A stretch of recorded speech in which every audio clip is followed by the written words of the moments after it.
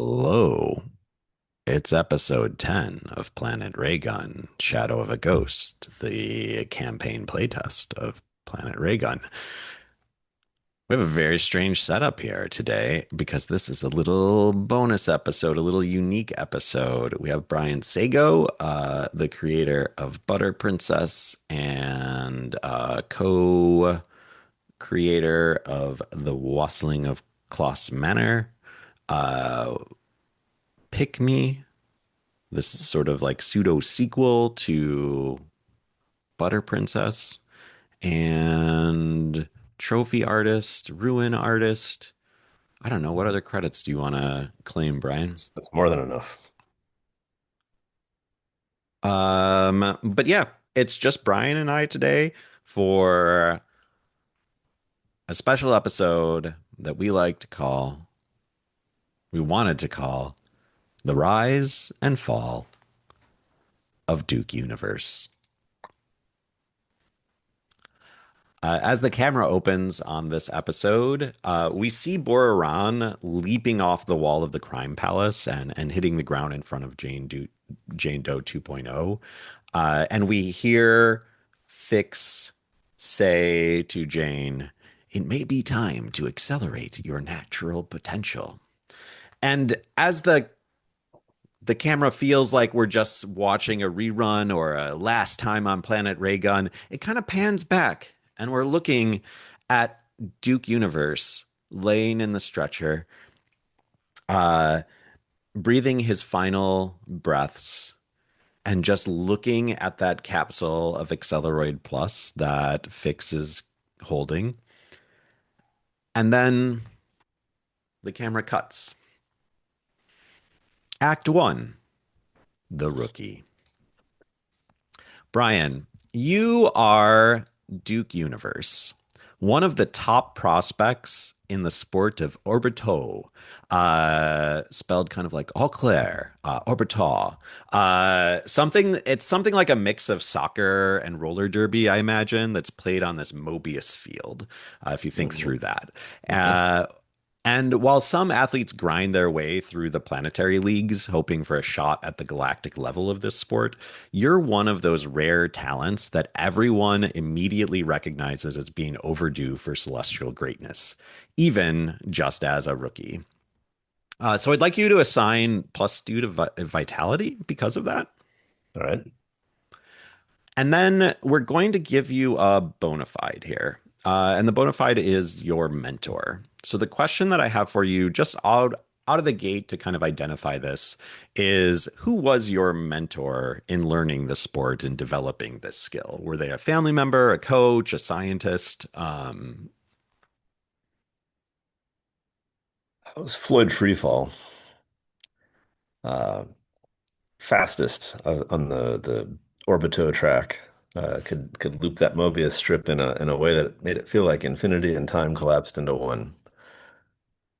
Um, so yeah, Floyd Freefall was my mentor. Okay. We are going to give you that as a bona fide. And that means that anytime in this session, there's going to be a few rolls. You can bump a roll by a tier when you reveal the question, how did your mentor sacrifice their potential to ensure yours?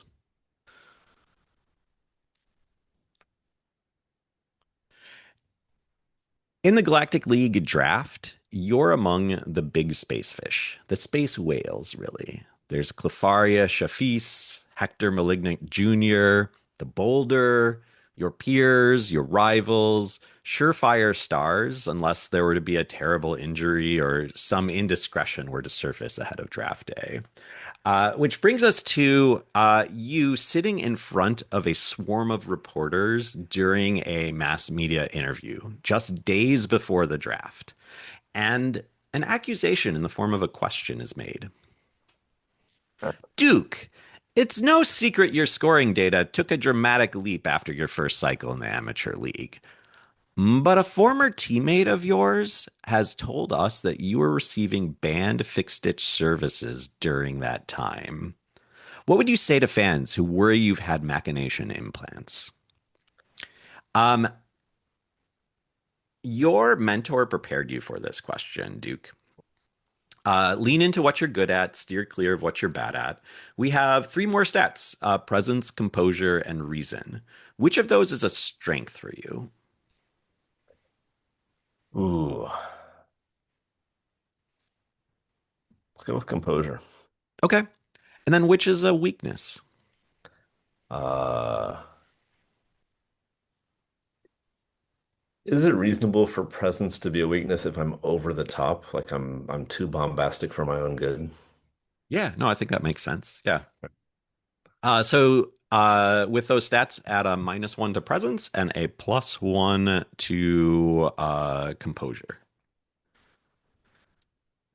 So we have your stat line filled out here. And at this point, I need to know, like, leaning into the stats as a springboard for your answer to this, like, how do you respond to the question from this reporter?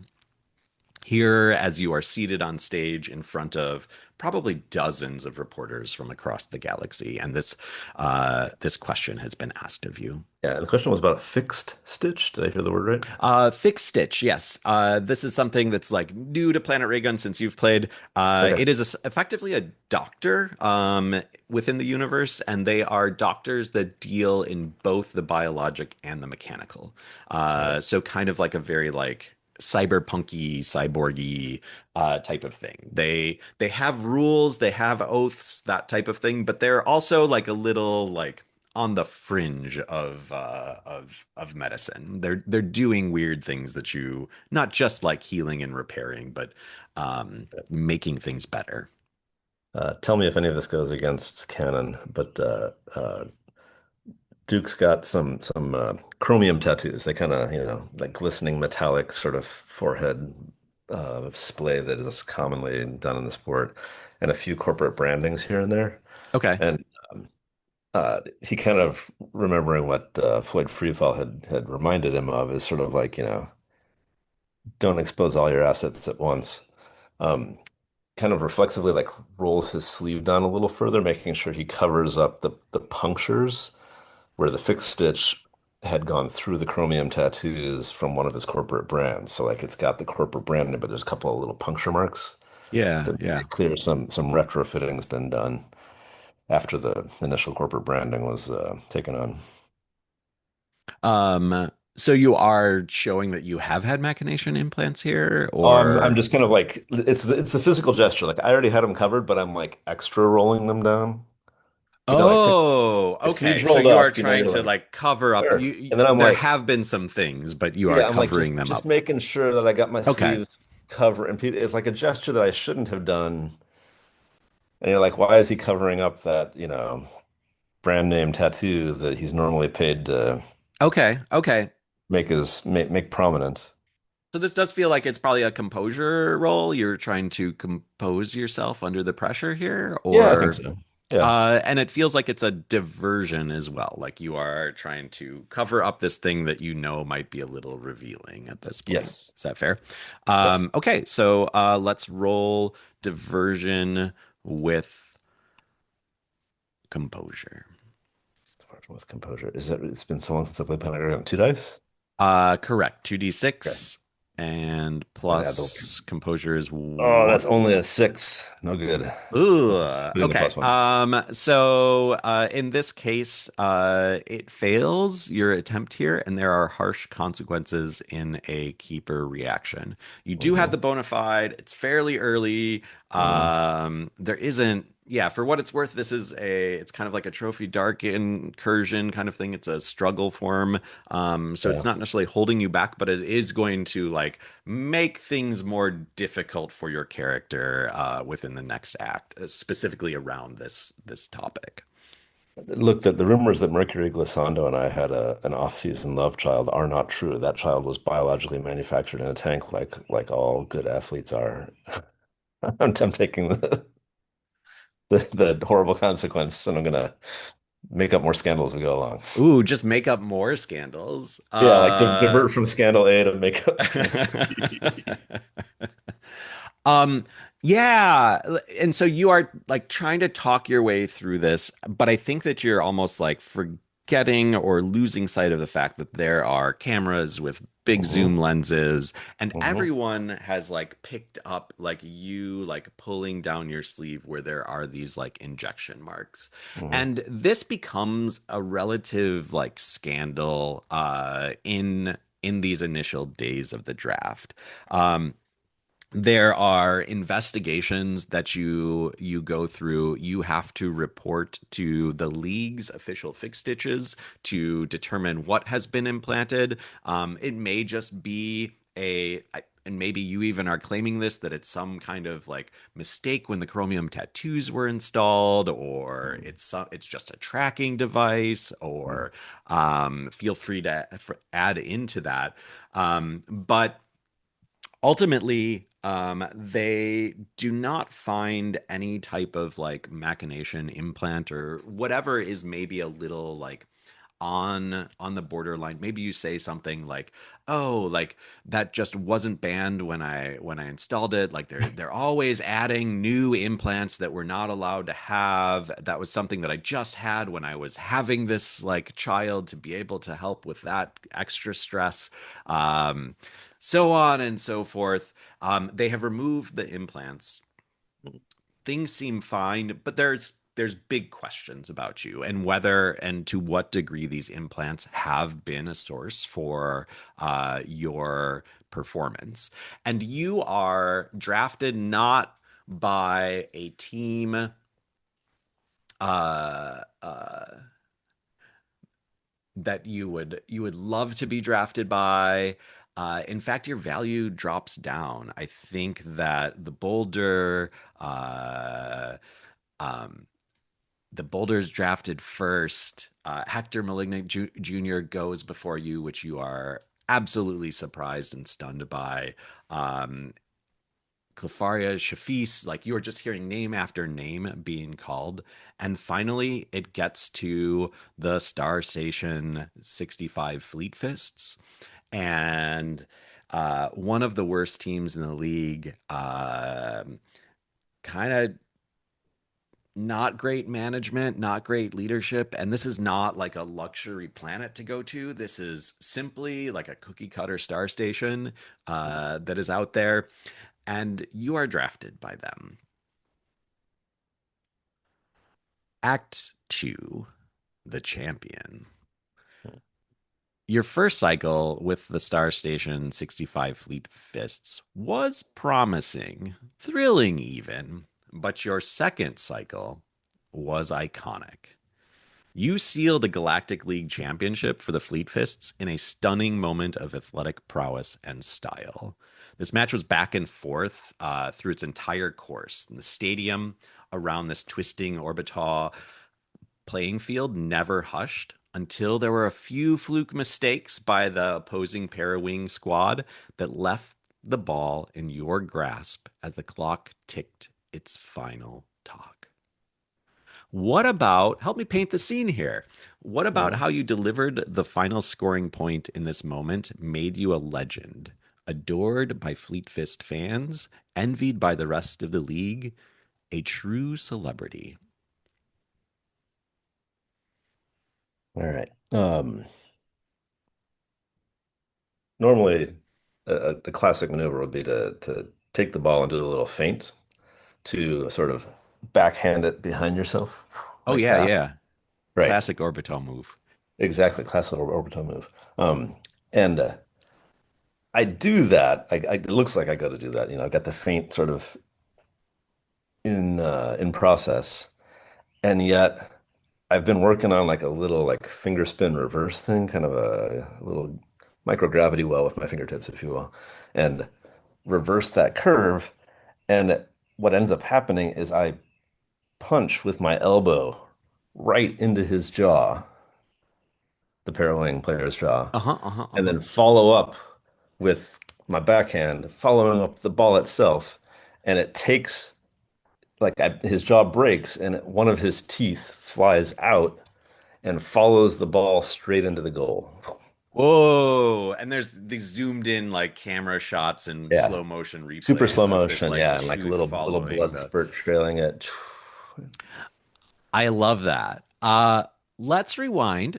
a tad further, though. While allegations of machination implants were always fairly untrue, fairly embellished, you were discreetly fueled by Acceleroid Plus, a newly Mm. developed and still secret drug whose brief effect radically boosts ability, with its only limit being the fear of being caught. How did you get a dose of Acceleroid Plus past Galactic League security? This again will be a move that you are making. Oh, the rumors about me and Mercury Glissando continue, partially fueled by my own bravado and me trying to pretend that it's not a thing. Um, but she's the one who smuggles it in, kind of like labeling this as like baby visitation rights. Um, Oh, this is just what the child nurses on, and it's like a space nipple udder thing, and within that is a special udder that then like clicks into the little port in my tattoo, and I can get a little squeeze of Acceleroid Plus. cool. And it looks like I'm just nursing the baby. Yeah, it feels like a diversion role here. What stat would you say this falls under? What are you feeling It sort here? of Is feels like like presence. reason or Uh, presence would be a little bit more talky, I would think. Like it I'm doesn't more feel like talky. you're necessarily like trying to like talk through it. All right, so reason in the sense that I'm pretending to be a good parent. Like, Yeah, and like this had is to how you like should feed make a this baby. It should thing look like like this. look like a bottle. Like you've kind of like staged out this whole like Like yeah, like flexing my arms so it's really muscular, but then here's the baby, and then, all right. yeah, yeah. All right. So roll with reason then. Yes, let's do All right. A six again. My goodness. it. Things are not going Um, great for Duke Universe. yeah, so I guess I should have asked beforehand, like what as you were doing this, what were you afraid might happen? What could go wrong? I could accidentally feed Acceleroid Plus to the kid, and for children, there's an obvious, immediate physical reaction that gives it away to anybody who's observing. Yes. I love that.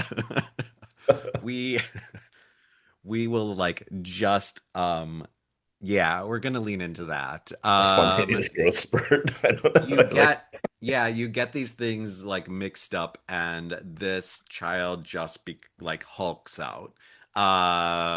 And I think like is throwing and maybe this is what you were not expecting is that the child throws a tantrum. And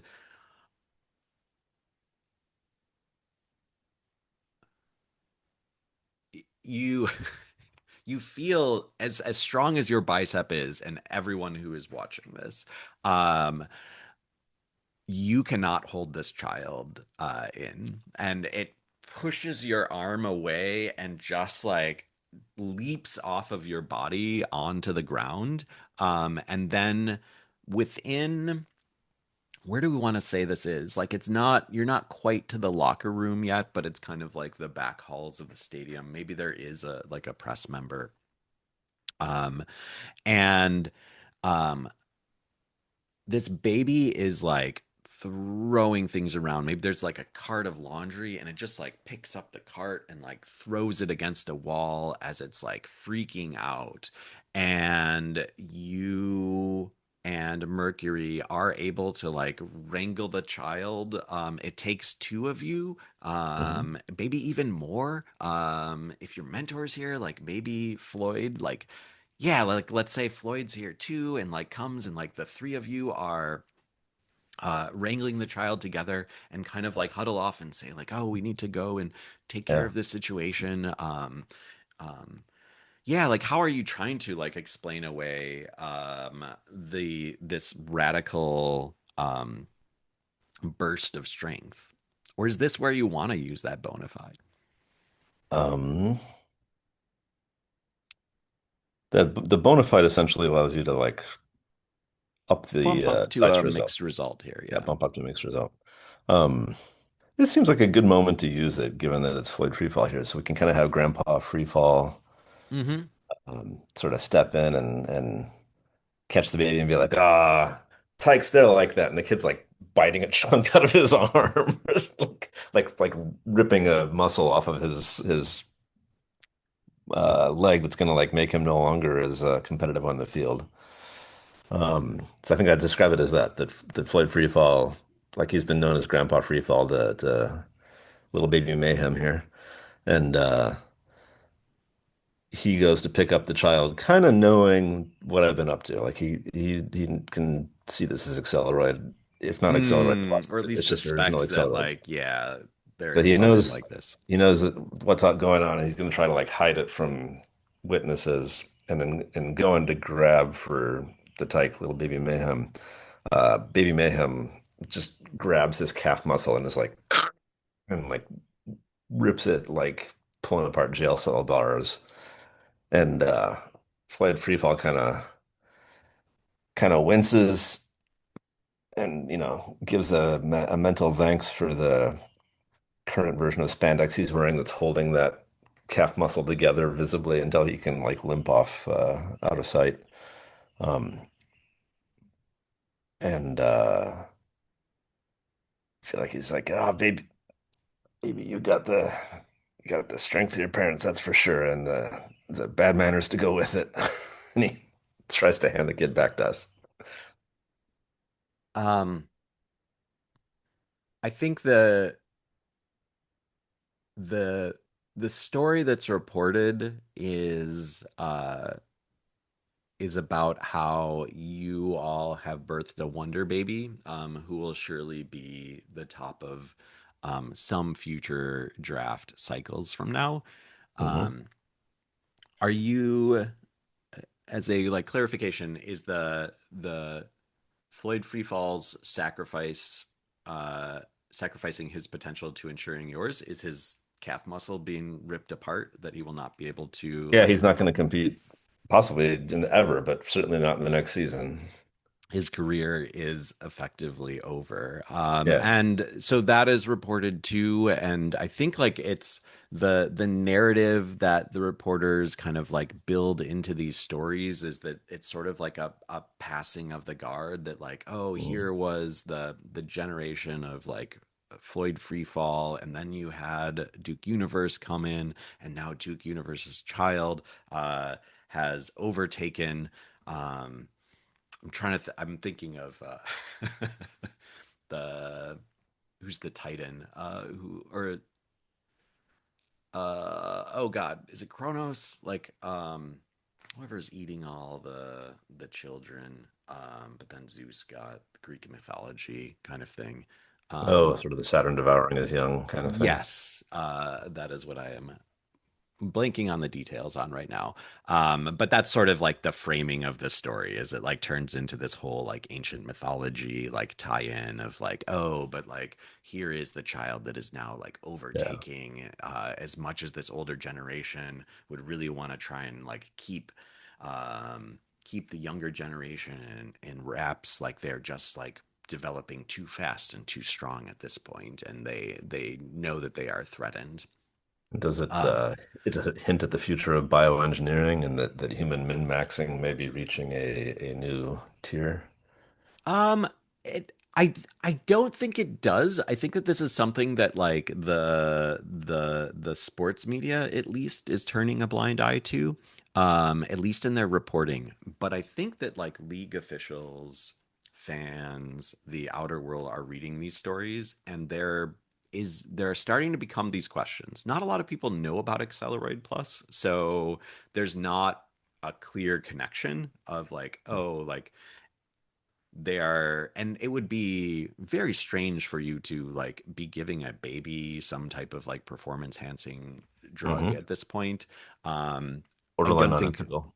Yeah, I don't think people are putting together that that was a Yeah. mistake. Like they are just like really playing up this like myth making angle. Yeah. But there is some suspicion. There are curious eyes here. There's it if it ever were revealed that there were Accelerate Plus and you were connected with it in any way, you would be basically dead in the water. Hmm. which brings us to Act Three, the Dead in the water. secret. um, After winning three more championships with the Fleet Fists, you were attending the galaxy's biggest planet-wide parties via the most exclusive interplanetary vessels. Endorsement deals were raining like meteors. Help me paint the scene. What product endorsement did you and Floyd Freefall get into an argument about? Why? Oh,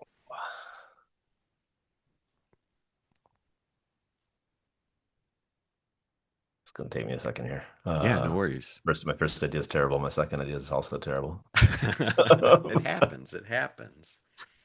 I will say my first idea is funny in that it's Mebius breath strips, and somehow it makes your tongue go like.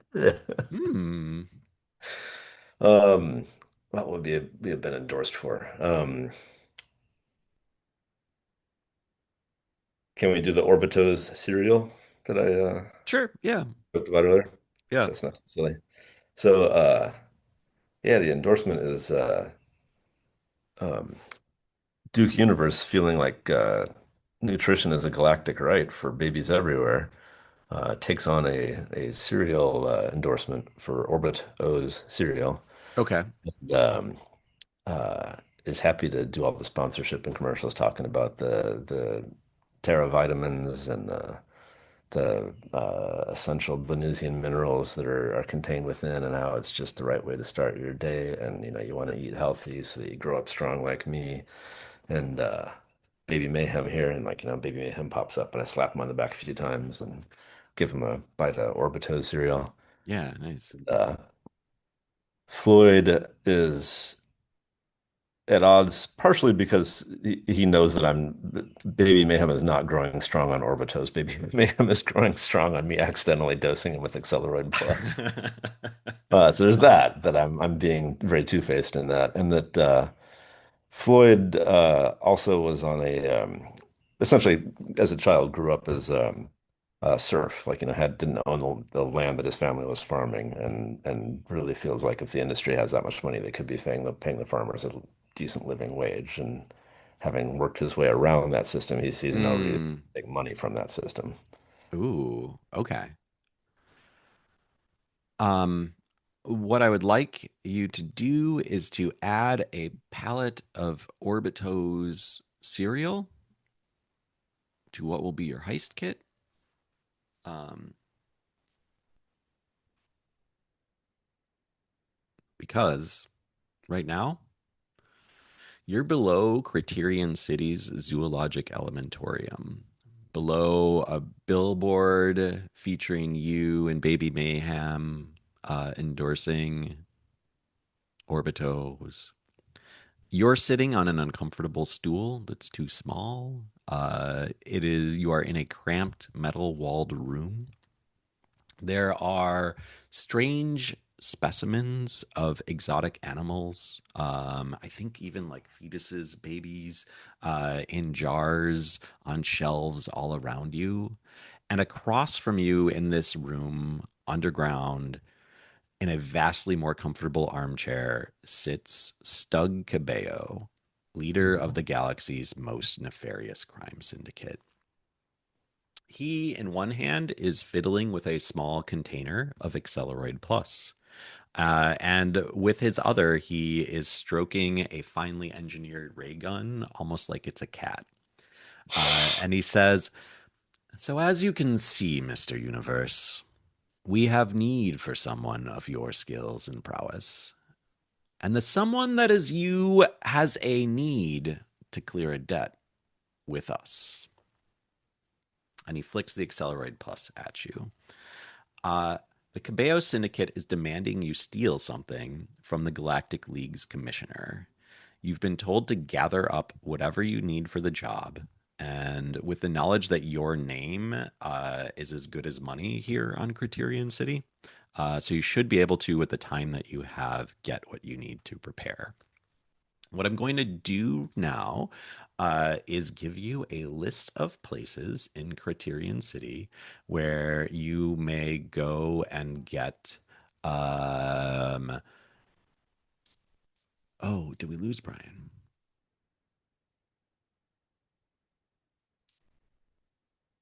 Hello. I'm gonna pause this.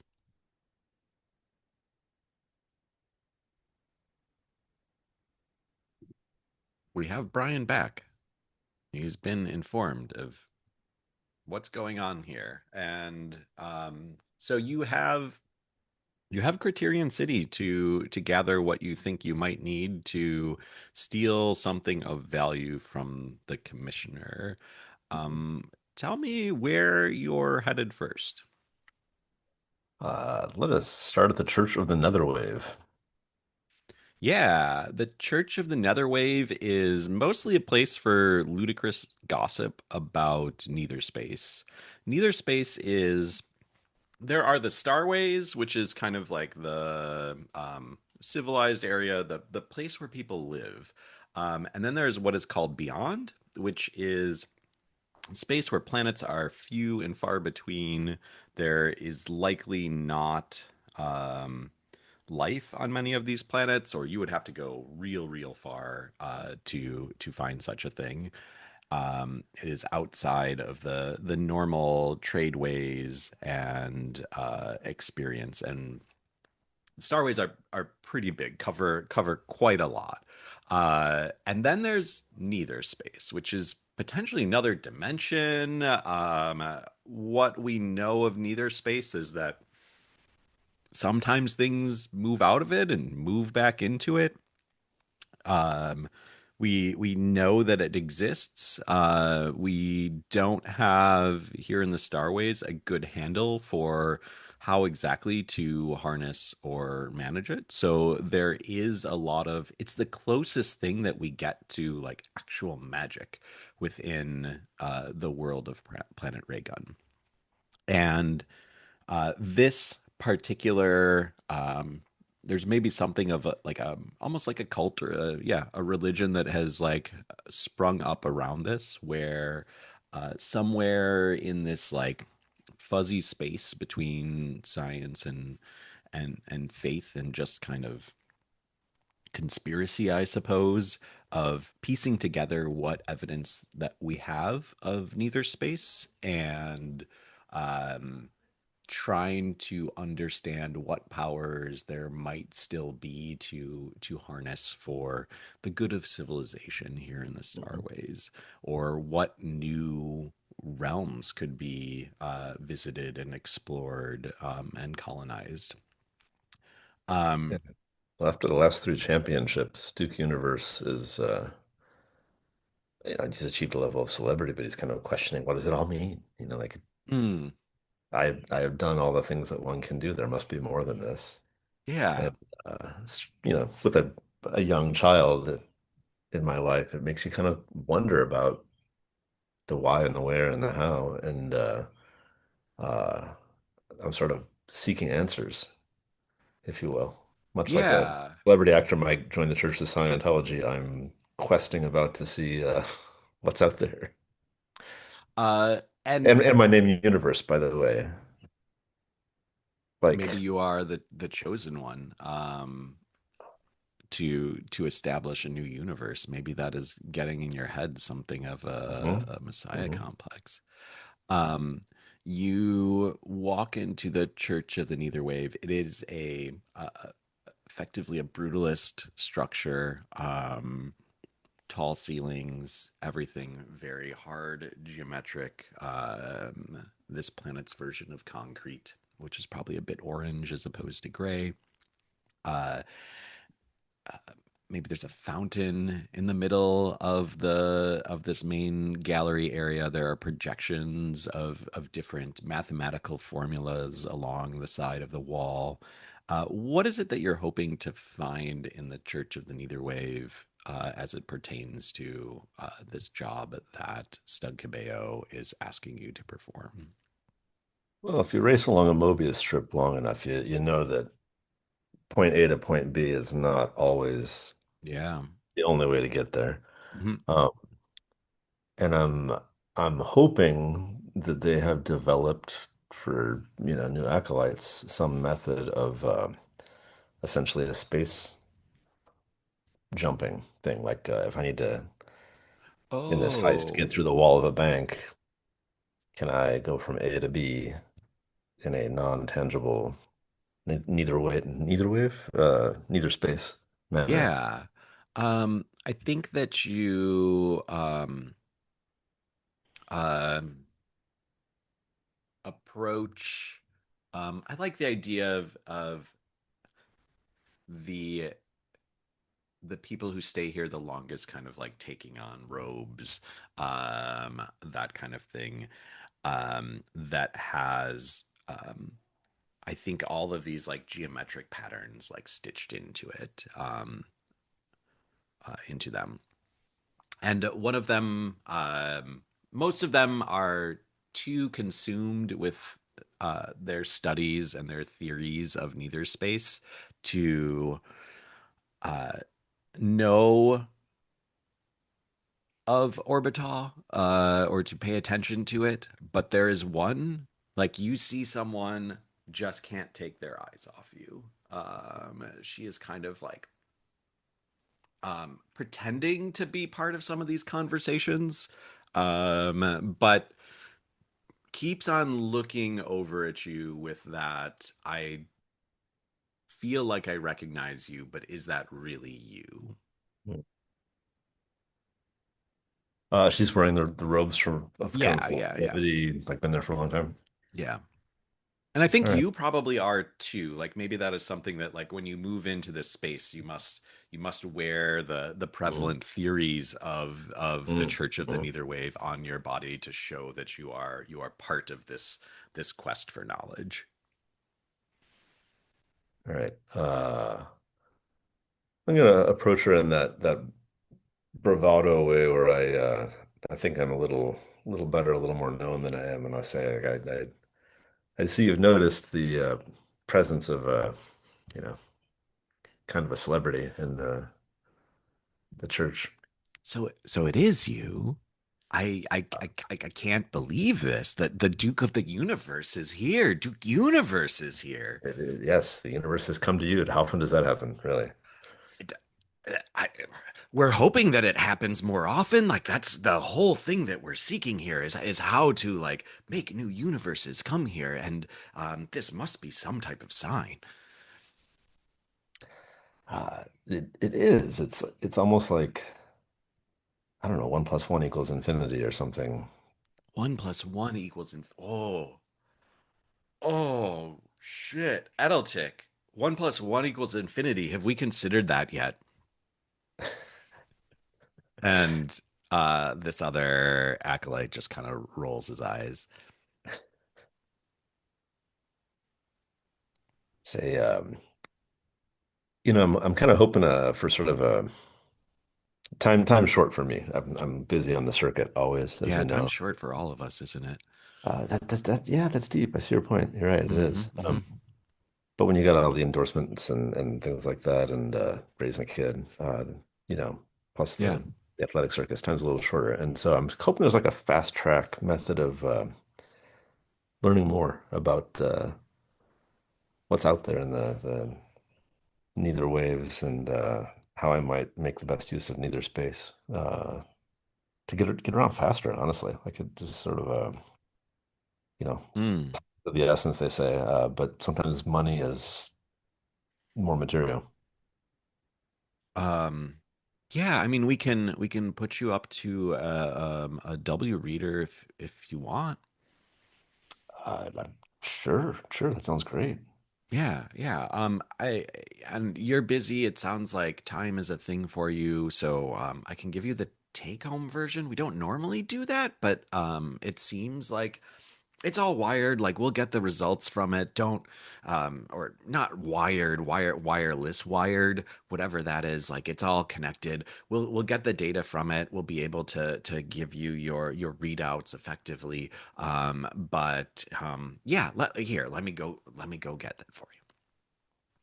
And she comes back and she gives you what they call a W reader, and this is a um, micro wormhole generator. used to test how well someone will be able to um, navigate, survive a wormhole travel. Say, sister, that you're lending this to me is I could ask for no more from a fan, but next time I'm on the track, just watch. I'll give you a little shout out, like a little W hand signal for the Oh, he's worms of gonna the he's gonna give us a W signal. worms of the nether Yeah, space. that cool. If that becomes a thing, that's gonna be really cool. Um, so that's what we've got here. What's your next location to visit? Yeah. What was my next location? Pist Cabello, the racetrack featuring pedigreed lizard hounds. Yeah. Um, I think that you come to this racetrack. It is a busy day. I think that like you hear the cheers from outside. There are paper tickets strewn about the courtyard. You're almost walking over these blankets of losing tickets for lizard hounds. Like this is a very popular place. A lot of people lose a lot of money here. But you can hear from the cheers and the shouts that there are people who do make bank here, that do win quite a bit of credit. This is very popular, and if your long ads lizard hound comes in first, you or if you place those exotic bets, you can make some big winnings. What do you Right. think you're looking for here? Why have you come Qu to the Piste Quick question. Is Cabello? this the same day as the visit to the church, or is this possibly a Yeah, second? I would say so. Yeah. Same day? Oh, damn. All right. All right, do you want to make it another day? That's Well, okay. I was gonna say it's a different day, and today I've got custody of baby Mayhem. Oh, okay. Yeah, yeah. That's Like fine. I mean, we the kid keep in likes the mind that lizard hounds. Criterion City, like day is effectively months for us here, and I think it's like pre-dawn hours when you are here for what it's worth. So, When you say um days, months, like the sun arc of time, or the yeah, so it's kind of like a sunrise will take weeks. Mhm. Okay. Yeah. So technically, All right. it's Maybe the we got the same baby day, on but sleep it's cycles. I've also got the baby on sleep cycle too, or whatever. All right. So what am I hoping for? That is a great question. What am I hoping for? or kind It of thing. Like, yeah, like why did this jump out to you as yeah, a as well, possibility? I'm a sportsman, obviously. Hmm. And so sort of the idea of taking and placing bets, seeing how the athletes perform on the track is probably part of it. I think that you know, Floyd Freefall, part of the reason he was so fleet of foot was that he had studied the pedigreed lizard hounds and their method of locomotion back Oh, in okay. the early days. Yeah. And it's kind of stuck with me. I'm thinking maybe there's a way to up my game and velocity here by seeing what Floyd Freefall learned back in the day. Sort of like Oh, taking on, like going back to where my mentor studied to try to learn from whatever the hell he learned. yeah, so I think you are like wandering around. People are giving you like free access. Like these are people who do recognize Duke Universe, and maybe it's even getting a little dicey at times. So you maybe pull out that robe from Hmm. Hmm. Church of the Neither Wave and kind of like are covering yourself up. But there's enough people that still recognize, and maybe there's some adherents of the Church of the Neither Wave. So like even though you're doing this to like limit your access, limit your notoriety, Hmm. notableness, there are still people who are providing, inviting you places that normal people wouldn't go because of that. And you end up in the kennels. And I think what you find here after some interaction is uh, there is a lizard hound that is just too fast. It would win every race. It would ruin the game. Maybe it has been racing, and so they don't know what to do with a lizard hound that makes none of this competitive. This is essentially like the Duke universe of lizard hounds of lizard hound racing. And so that connection is made of, oh, we have the Duke universe of lizard hound racing, and now we have Duke universe. And maybe again, it's some type of like adherent of the Church of the Neither Wave and this idea of like there are signs in the stars and everything is coming together. There's a pattern to things, so these two things must be connected. And this racing lizard hound that is just too fast is given to you. So now you are toting baby mayhem and this lizard hound uh, as you leave the racetrack. And they take turns Um, in each other's face. yeah. Um, the what's the third location we're headed to? All right, so we're adding this speedy lizard as a asset. Yes. Racing lizard hound, comma, just too fast. All right, third thing, what was the name of that? So Ejecta's ejecta's blanket, a speakeasy yeah. jazz club carved into the side of the crater. Is what it sounds like. You don't need to know the password because you are Duke Universe. Mm. You are ushered into this jazz club. This is where some of the greatest musicians in the galaxy um, come because they get paid, they get treated like royalty here in a way that they probably don't in many other parts of the galaxy. So it has become despite this being like a crime ridden, crime infested, multiple layers of underworld, criminal underworld city on a terrible planet when it comes down to it, a very boring planet. This has become a nexus for all things within the intergalactic jazz scene.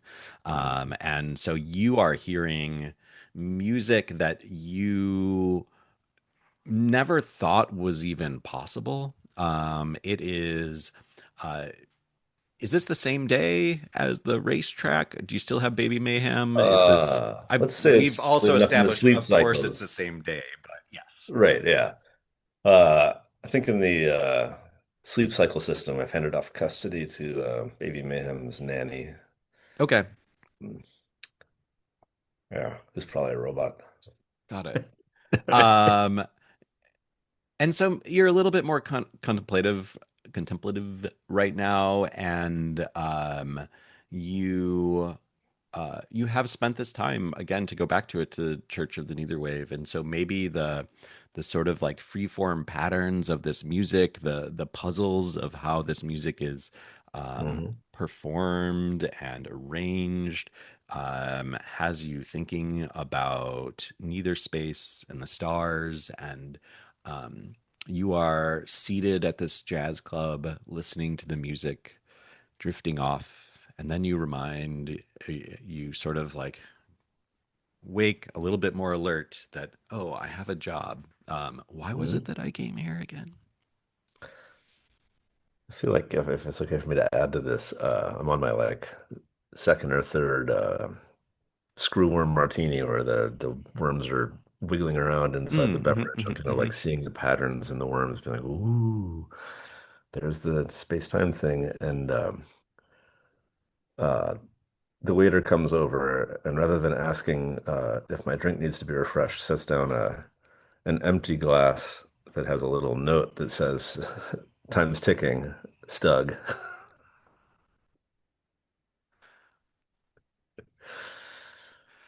um yeah, and as you are seated here, we'll just do this as your asset. As you're seated here, these notes keep on coming. Um, because this music is entrancing. So it's up to you. I think I will let you take a like bootleg recording of the performance, or I think after the first couple drinks that are telling you to kind of like get to work and it's time, like we need to get this job going, you start getting delivered the blood of Stug Cabeo's enemies. As a beverage. Um, they're in jars. Okay. Instead of beverages, you keep on ordering beverages, and instead, like, there's a jar of like, it's all like labeled of like so and so did this, like attempted a coup, waited too long. Like it starts getting a little bit more like time. So you've got like five, six of these at your table. You are not drinking them. You are saying like, "Oh, there must be some type of mistake. Could you bring out another one? I ordered a screw martini, Okay. and instead, like just more and more of these jars are showing up. So you're welcome to take the bootleg recording or the blood of Stug Let's Cabeo's enemies. do the bootleg recording. Okay, cool. An entrancing jazz performance. All right. Yeah, so out of this act, let's review what we have. We've got a palette of Orbiteaux. We've got a W reader, a micro wormhole generator that is tracked by the Church of the Neither Wave as well. Hmm. Um, we have a racing lizard hound, just too fast, and we have a bootleg recording of complicated jazz. As the camera watches you get up from this table and leave the jars of blood of Stug Cabeo's enemy, we cut to black, and then the screen says, "The job." The commissioner has recently been spotted wearing a curious object as a pendant, a puck sized token which shimmers with the glowing blue arabesque pattern of the Ghost Emperor. This seems to be some symbol of favor, with who knows what kind of strange technology imbued into it. That's what Stug Cabeo wants. There's a new Galactic League draft that is approaching. It is hosted by the previous year's champion, which happens to be Star Station 36, the Fleet Fists, your team, your home star station, your home location, your home turf. And you are, if not a king, at least the Duke of Star Station 36. The commissioner's security will be tight here, but you'll be one of a scant few who will have the opportunity to pull a job like this off. Help me paint the scene here. What is your relationship with the commissioner, and how does she know Floyd? How does she know Floyd or me? Yeah, Floyd. both of Okay. you. What's All right. your relationship with her, and how does she know Floyd? I think we kind of know because he's also an athlete within the league, but so maybe it's a Okay. question on both fronts here. Um, I wrote a question in chat, by the way. I may have written the wrong thing down. I thought the first time we mentioned Star Station, it was Star Station 65. Was it Oh, 36 the whole yeah, time, yeah. or I had two different ones in here. 60, yeah. okay, or was that It's like, an edit issue. or it 65. was like an upgrade? We were Star Station 65, and then we got bought out, and now we're Star Station 36. Sure, whatever it is. Maybe the number changes from time to time. Yeah, as there are different star All right. stations installed, we can We're retcon going with explain that away. Highlander 2 rules here, since it was said it's part of the canonical universe now. Um, so how do I know this commissioner? And how does she know Floyd? So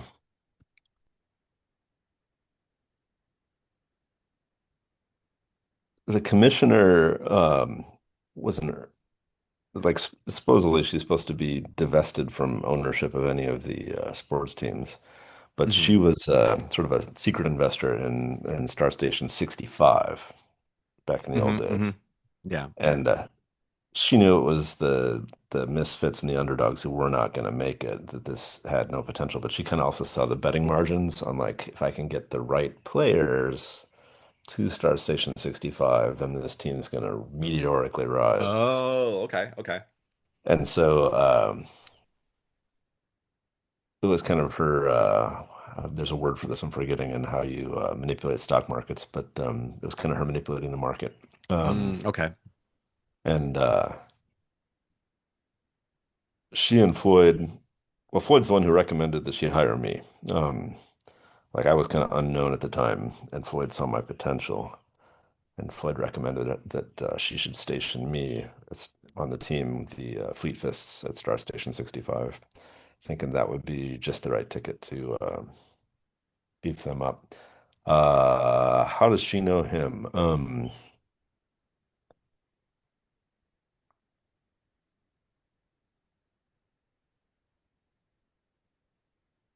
Hmm. I guess what is their relationship? We would know that she would know him because he's a competitor in the Galactic League of Orbiteaux. Yeah, Um, the relationship. Maybe we stick with the familial idea, and he's her dad. That fit oh, her age. okay. So he's been playing for Floyd Freefall has been playing for a long Yeah, time. no, He was he's been probably around. Yeah. okay. Performance enhancing Um, drugs will keep you going for a while. he was due in for a calf rupture if it wasn't for Baby Mayhem. Hmm. All right.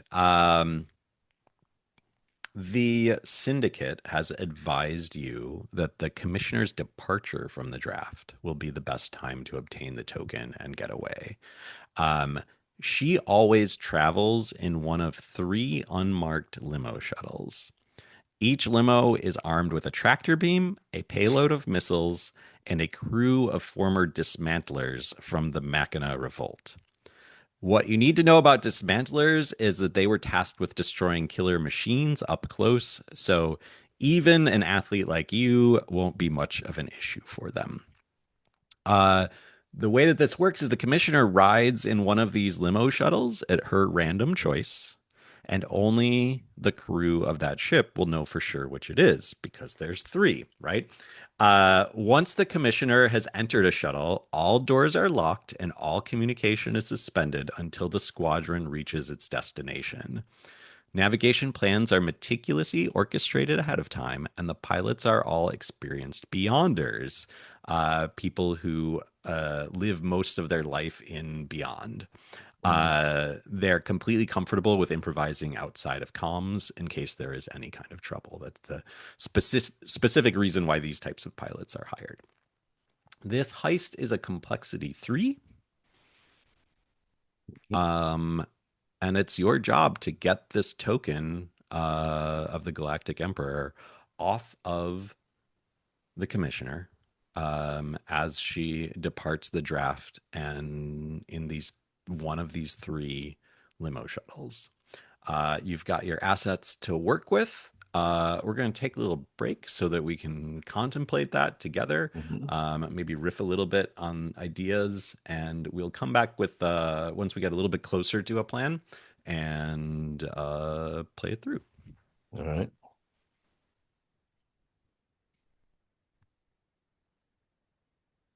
All right, we have been brainstorming for a few minutes here.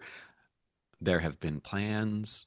There have been plans that were almost there. There have been plans that weren't there at all. But we have Precarious. a plan. Duke Universe has a plan on how to get this token of the Ghost Emperor away from the Commissioner of the Galactic League. Yep. Duke, tell us. Brian, So tell us as we what Duke is mentioned, planning. Oh, we have one other note. To canonically, the Star Station 65 Fleet Fists moved to Star Station 36.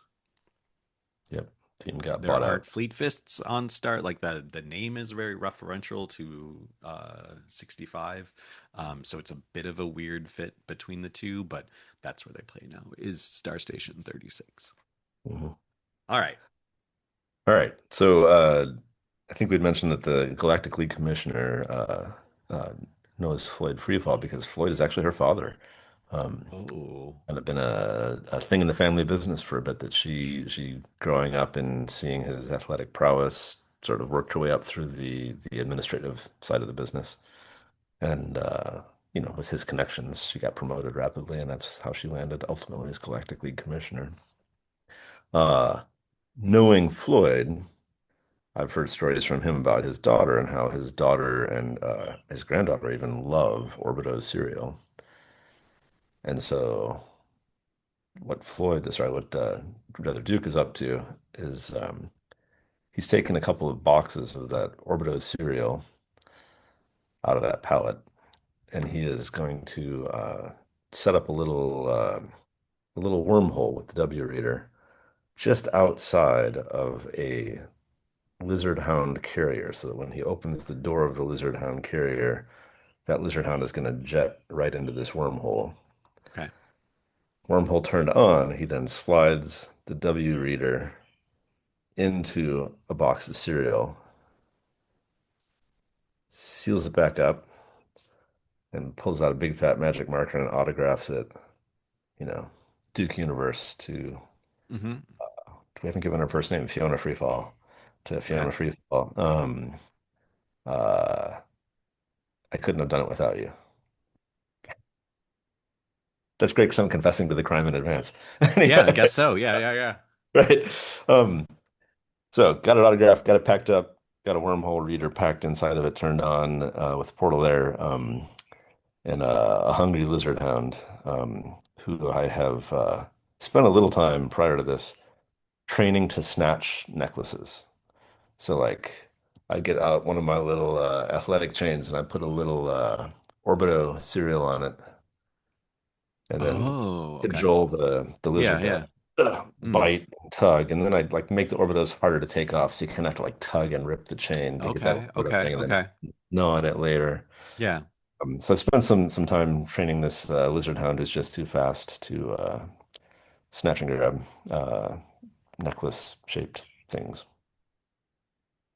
and then I didn't feed it for a day, so it's in its little enclosure, probably scratching, making weird little mewling noises. Okay. And with that, tuck the little box of Orbita cereal under my arm and head to the big the signing event. Was that where we're at? Draft, the big Yeah, the draft, yeah. So, yeah. Go to the big draft event. um, did we talk about the jazz? Oh, we did not talk about the Jazz yet. Uh, but I did, of course, do three, whatever the universe's version of USB copies are. I've got three little Oh. audio sticks ready to rock and roll, so to speak, and bringing those along with me with a plan.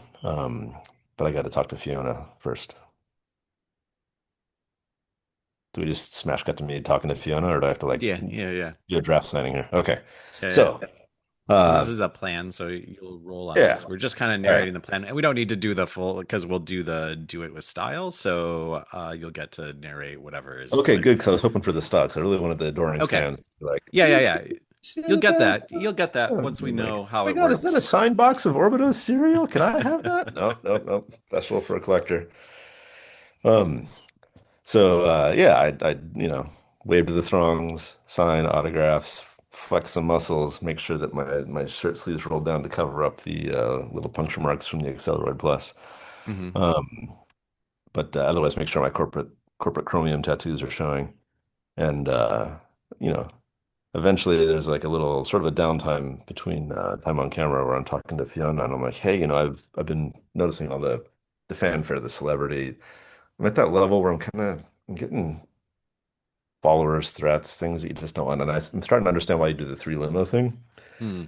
And I haven't had to hire anybody for a while, so I kind of wanted to talk to your drivers and just see what it takes to be a driver for someone of your caliber. Find out the skill set. And so she introduces you to the when she introduces you to the drivers, what do you do? Well, of course, compliment them on their skill set. Like running around a racetrack is one thing. Chaperoning, people of high importance is a completely different league. I'm not even in it. but I'm looking for some people like you. Obviously, I don't mean to poach you away from your current employer. That's not the point, but I'm looking for someone with your skill set. And I see that, you guys are beyonders and there's not a lot of people like you around, is there? Yeah, they there aren't.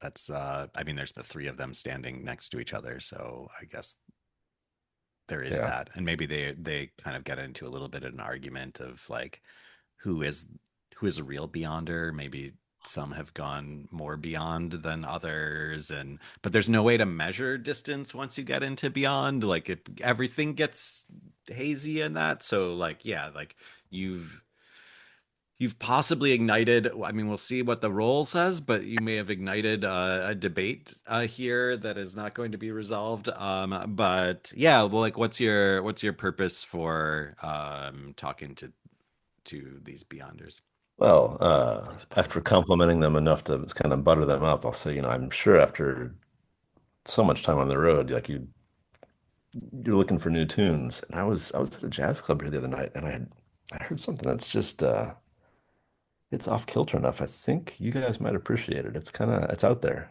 Hmm.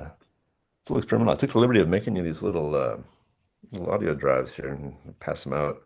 Each one's got a little signed Duke Universe written Oh, on it. nice. You've signed it so that everyone knows exactly where the strange music has come from, and the intention of giving them this music.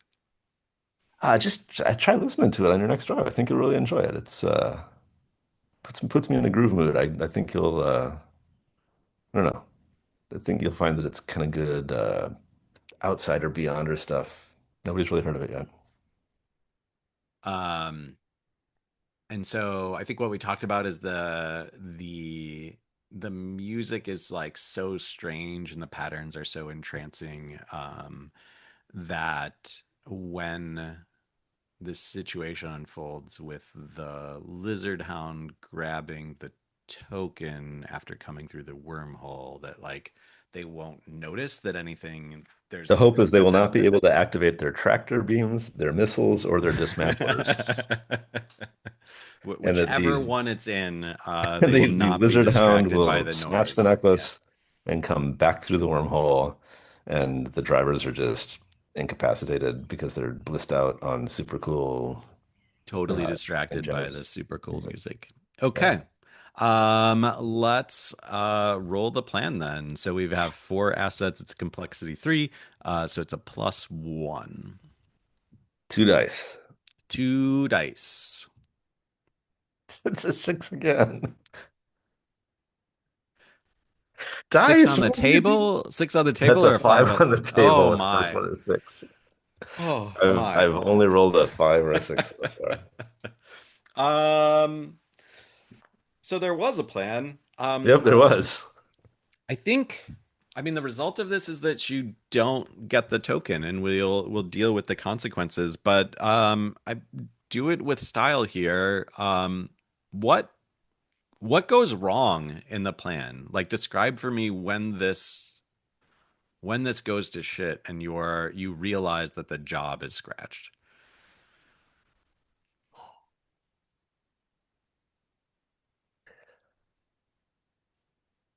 I think the entrancing jazz music actually works pretty well.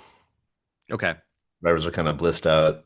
Presumably they've got some communication thing and they're talking like, damn, you listening to this? This is real nice. Yeah, this is they good. don't have communication, so they might be recording their responses to it, but Oh, okay. they can't communicate to each other. All right. Um, Or maybe they like fly like this a little bit to kind of like communicate in that way. Like they can't communicate via voice, but maybe maneuvers. Like they yeah, start you can like just see how they're doing drifting some away in like a little bit. You're like, oh, he's into yeah, start doing it. some like Blue Angels kind of like Uh-huh. space travel dance. Yeah. All right. See, I think that part's going quite well. I think where it goes wrong is that this lizard hound uh, eats the pendant, just swallows it like Oh, a thumper, oh. Okay. and does not return through the wormhole. Just dies there in the No, limo. is scurrying around the Oh, interior of the limousine like crazy, freaking out. and it accidentally triggers something. Is a dismantler like a robot? monster thing? What's a dismantler? Dismantlers are like effectively like soldiers that were Yeah. trained specifically to dismantle machina in Oh, okay. All combat. right. So they're yeah. Uh, all right. Maybe it's snatches her pendant, swallows the thing, and does not return through the wormhole as I wanted it to. Hmm. The training of retrieval did not work. Hmm. And in it scurrying about, at some point, Fiona just like pops open the door on the limo to get the lizard the hell out, not realizing it's taken her necklace. And it just shoots off into the city. And it is just too fast to be caught. It is just too fast. Um, okay. Camera cuts to black, and then we see on the screen the suite. You are now in a lift, speeding its way up the center of a colossal sphere. It's the core of Stugg Kibeo's crime palace. On your way to the crime lord's personal suite. You'll be delivering Kibeo the results of your job, which unfortunately does Mhm. not include the token of the Ghost Emperor, that the job Yep. has been botched. Hopefully, you can prevent him from feeling like the secrets of your athletic powers should be revealed as a consequence of this failure. I think I can manage that. Um, Help me paint the scene, though. How are you imagining your interaction with Stugg Kibeo going? Well,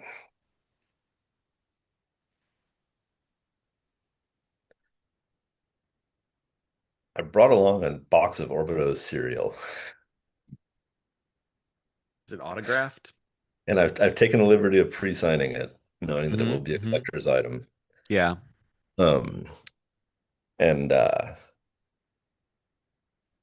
what's it gonna say on there?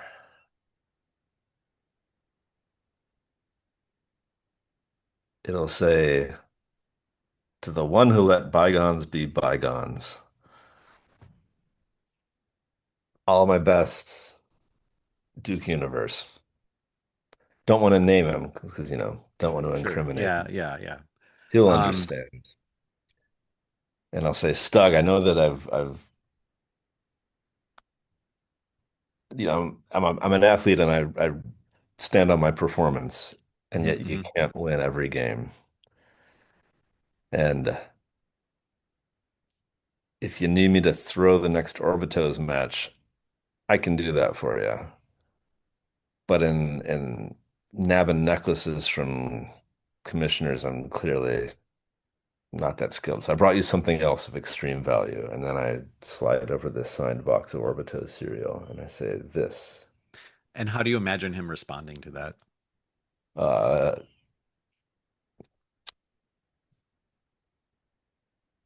Probably he rips it open, scatters it on the floor, and several trained lizard hounds just gobble it.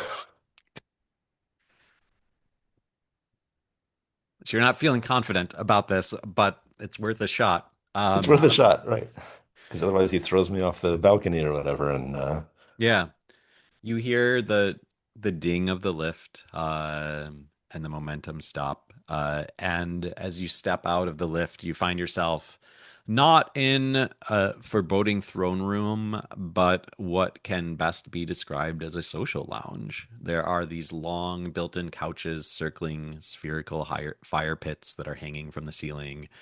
Black tile, reflective black tile covers every inch of the floor. It's reflecting the artifacts and glass cases around the room. I think there's a particular shimmer of um, this strange cloak that you see that is like glimmering with light. Mhm. Um, and there are socialites from across Criterion City here. They are pouring wine. There are d'oeuvres being passed around.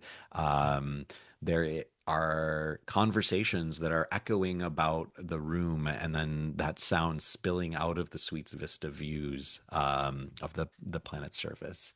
And as you look around, you realize there is no Stugg Kibeo here, Mm, but there is your mentor.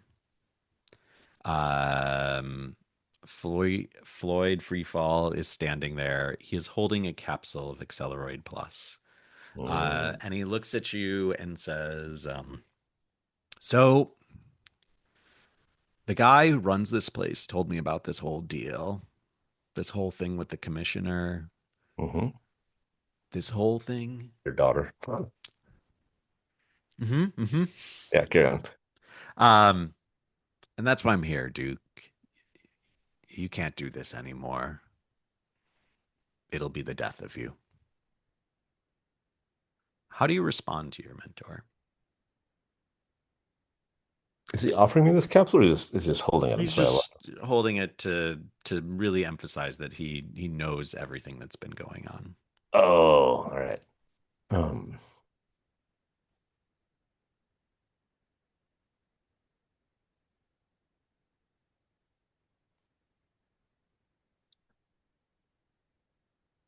all right.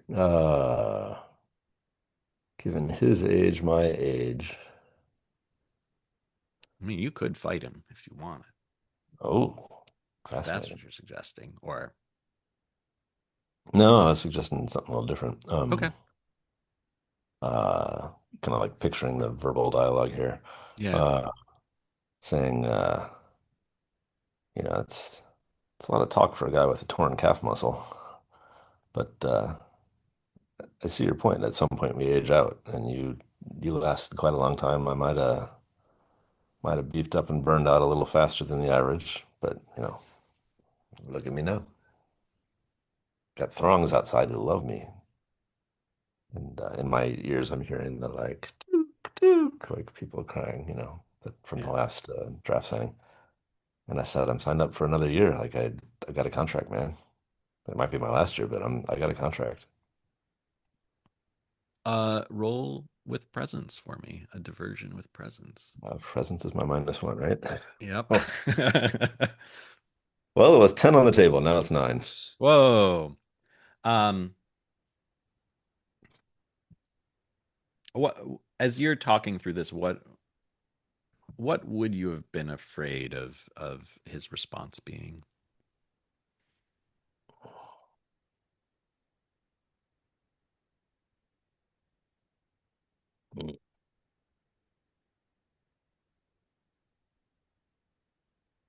Couple possibilities. One, that he conspired with his daughter to have me sign a fake contract. It wasn't real. And that's revealed. But it seems Hmm. he's celebrity status. That's unlikely. Uh, oh, got it. That his leg has been repaired and he signed on to the opposing team. And I'm going to be competing against him head to head next season. Oh. Um, yeah, I like that as the complication here. And he looks you in the eyes and says, and we're doing it without any of this. And he throws the Acceleroid Plus right out the window. Um, and he looks at you and he says, I'm here because I got your damn token. And he pulls out this token with this glowing pattern on it, and he throws it down on the ground, or like kind of like tosses it onto the ground. Um, Fiona didn't want to give it up, but she owed me a favor. And if it means you and me on the field together against each other to prove who can do it right, who can do it best, it's worth it. And you hear the lift ding and the door open again. And there is um they don't look like the types of people that should be up here. There is a machina that looks something like a bat. There is and is wearing a cape for some strange reason. There is a very pompous looking royal that is standing there as well. And then there's this weird fixed stitch that has like a missing eye, and you can kind of see like weird like glimmering within the socket of that eye. And they are stepping out into this suite, looking around, getting a gauge of everything that's going on. And in this same moment, you see the token, the pattern starts to spread. It's not constrained to the token anymore. It starts to spread out across the tile into a much bigger shape, and a whirlwind starts to form. And the cyclone is forming with inside of the suite, and you can see this these three people who have just entered like grab onto things and hold themselves tight, but there's nothing for you where you're standing, and you can see many of the people here like they don't realize what's going on, and even though you realize what's going on, there's not enough time for you to grab anything.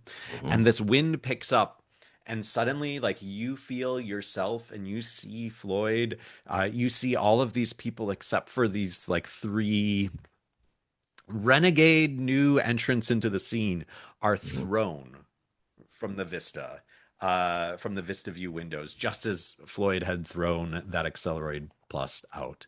And you feel yourself flying through the air, dropping, dropping, dropping, and you feel the crush of your body against the ground, and you black out. Uh, the camera cuts, and we kind of see that sort of like the waking up, the kind of like Mm-hmm. soft light coming in, like sort of like from your perspective, Mm-hmm. and you are waking up bleary eyed.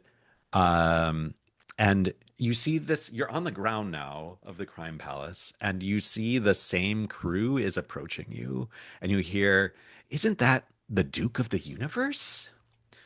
"No, no, I believe that's Duke Universe, but it's a common mistake." And you black out again. Mm-hmm. Every muscle in your body is crushed and you can feel it. Every bone is unlodged from its normal juncture. Even your mind feels a bit broken. You also know that just one dose of Accelerate Plus is all you'd need to get back up from this. Maybe you wouldn't win another Orbiteaux championship, but at least you'd be standing. At least you could take care of Baby Mayhem. And then you see it. This fixed stitch with the weird eye pulls a capsule of Accelerate Plus out of his pocket, and you reach for it, and he says, "It may be time to accelerate your natural potential." And as you reach for it, he turns away from you and puts it into the cargo doors of this weird bat-looking machina, and Mm-hmm. you see the doors close on the Accelerate Plus, consuming the capsule. What memory do you relive in your final moment? Oh,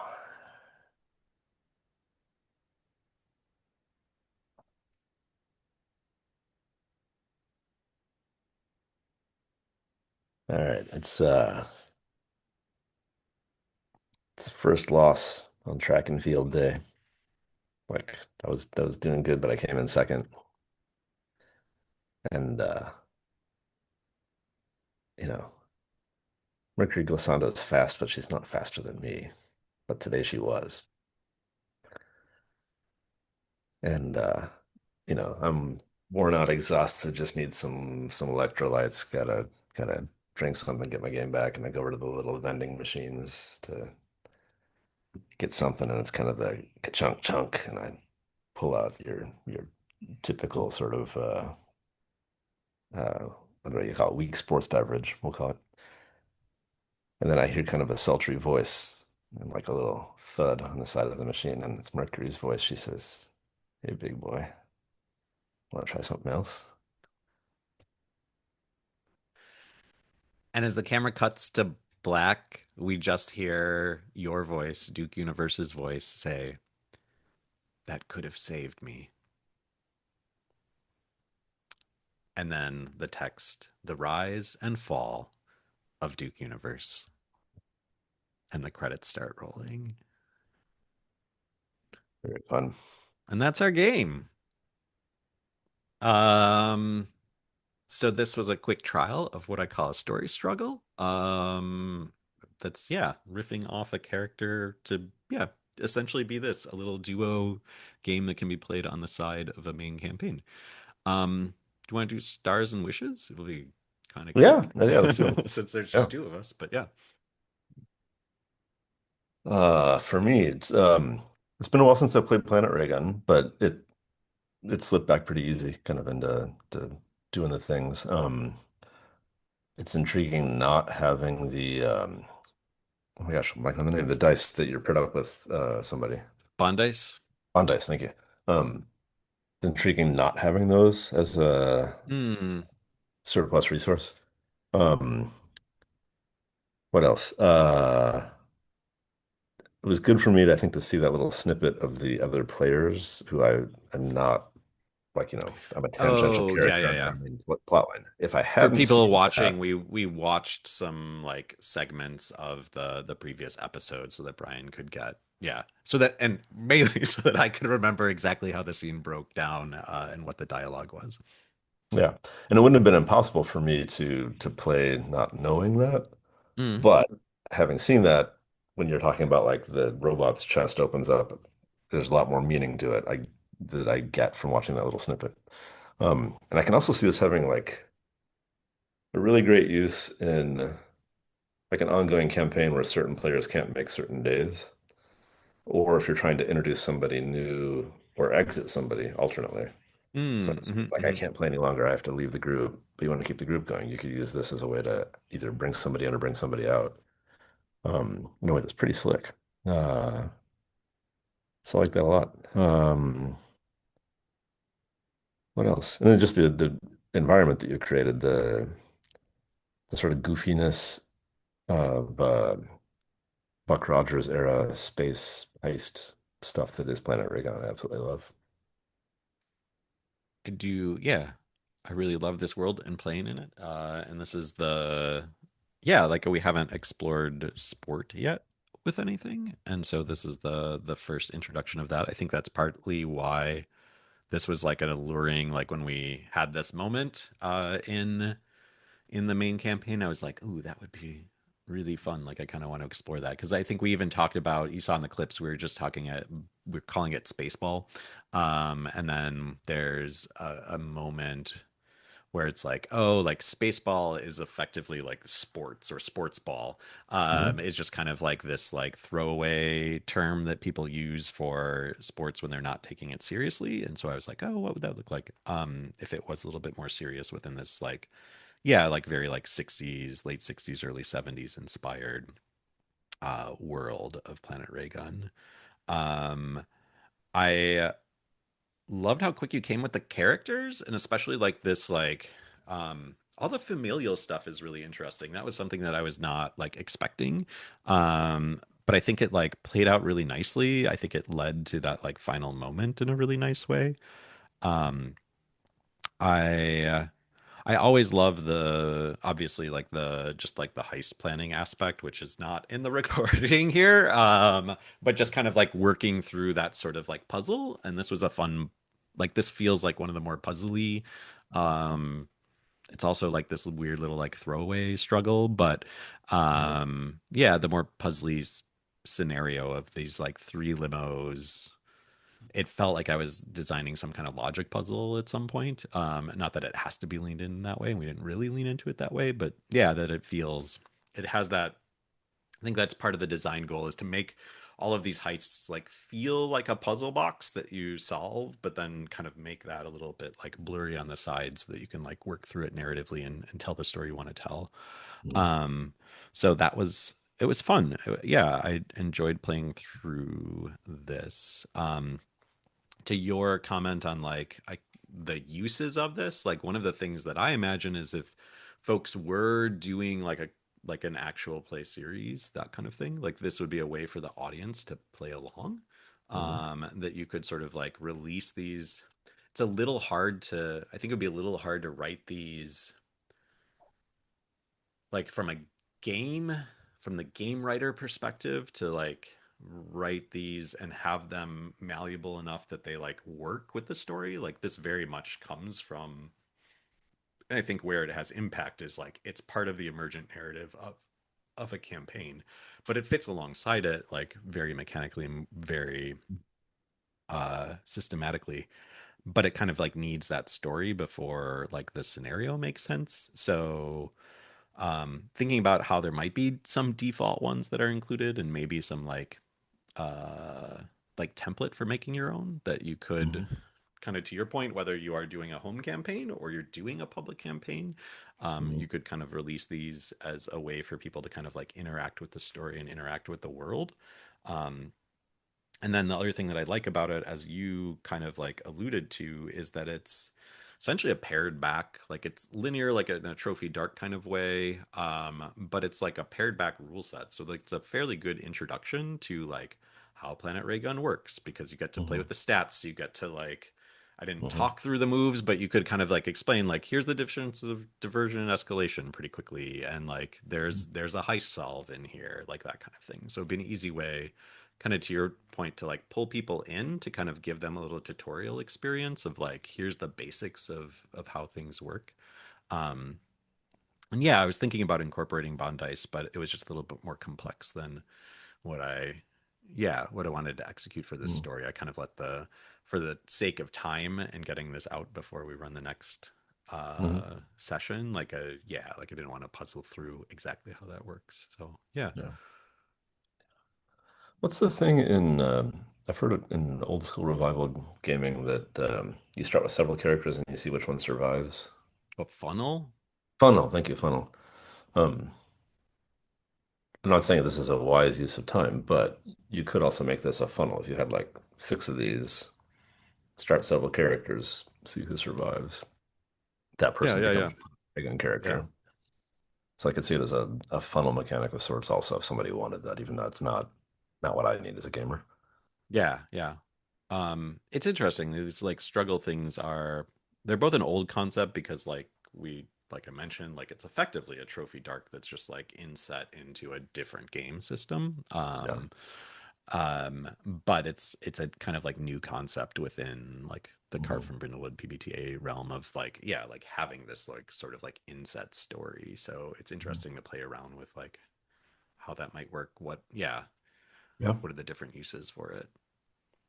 Could also let you play the villain briefly, like a little a snapshot of their life. Yeah. And I Like think the that character, that's the like, person your character is in opposition to. I don't, maybe villain's not the yeah, right word.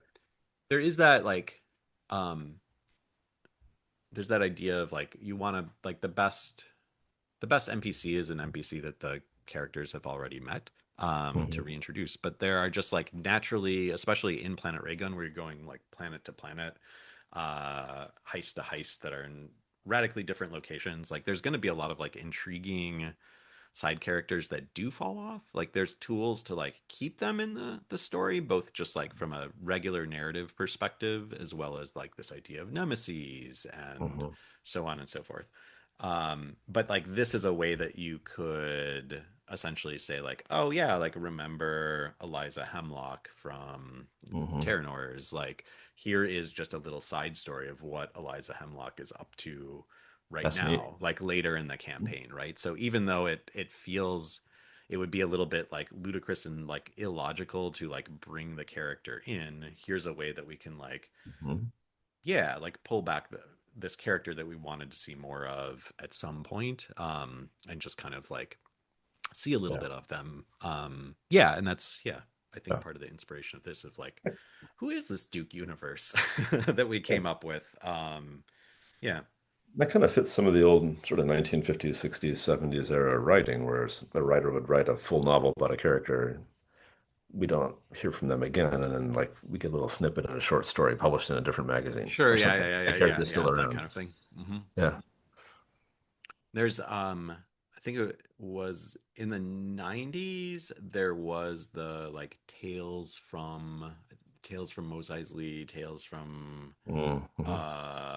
Jabba's Palace. Like it was a series. And then there was a third one, Tales of the Bounty Hunters, that was a little bit more disconnected, but like Tales from Mos Eisley Cantina was essentially like that the cantina scene, like all of those weird characters that are in that cantina scene, how did they get there, what happens after they leave, like all of that Mm-hmm. kind of thing.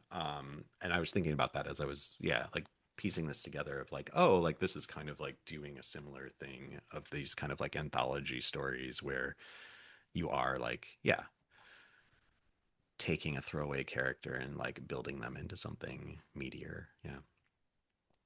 Super fun. Well, thank you for Yeah. this. Yeah, thanks for doing this. I am hoping that the rest of the crew, if they are watching, enjoyed it as well, and that everyone else who watched it thinks it's neat. I will post the text for this if other people do want to like run it. Um, yeah, that's what I got. So I'm gonna wave bye. All right. Bye.